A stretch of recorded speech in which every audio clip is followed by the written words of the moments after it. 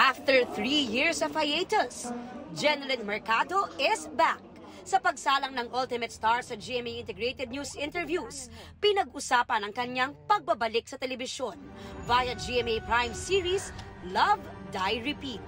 Gagampanan ni Jen ang role ni Angela na humahanap ng paraan na baguhin ang nangyaring trahedya sa mister na ginagampanan naman ni Sian Lim sa tulong ng isang time loop.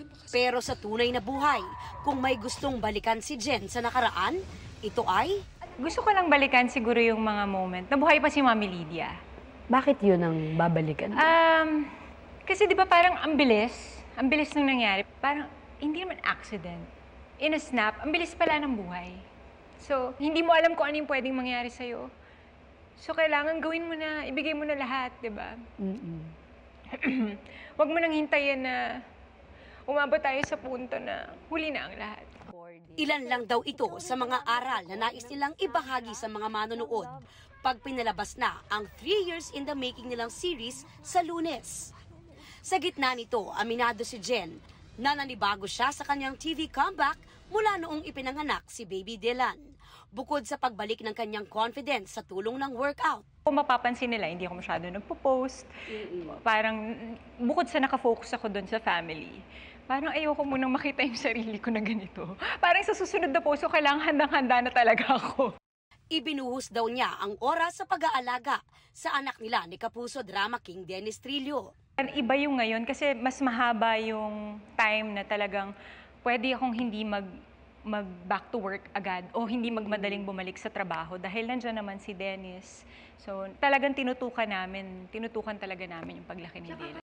Mas confident na raw siyang iwan ngayon si Dylan na may pagkabibo na raw. Pero aminado si Jen, may pagka-overprotective siyang mommy. Sa lahat, kahit sa mga boys, ako talaga, mas stricto, mas OA. Mas protective ako kaysa kay Dennis. Sa experience ko kasi kay Jazz, parang dahil boy, hindi ako masyadong oy, wag dyan, ganyan. Oy, baka bahala ka. Okay lang. Pero pa rin, may konting ingat pa rin. Dito talaga kay Dylan, yung dahil babae, ayoko siyang magkaroon ng gasgas.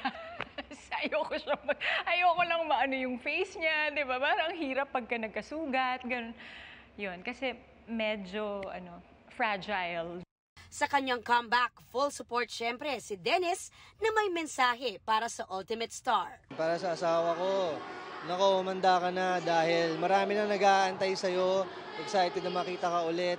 At sana tayo naman magkatrabaho sa susunod. Kaya excited kami lahat sa pagbabalik mo. Kaya good luck and advance congratulations sa inyong bagong show. Kasi lagi ko sinasabi sa kanya, naku, kinakabahan ako.